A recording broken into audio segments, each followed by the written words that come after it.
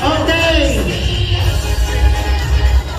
Tapos natin tinga at pumilang ng 10 segundo. Sabay-sabay. 1.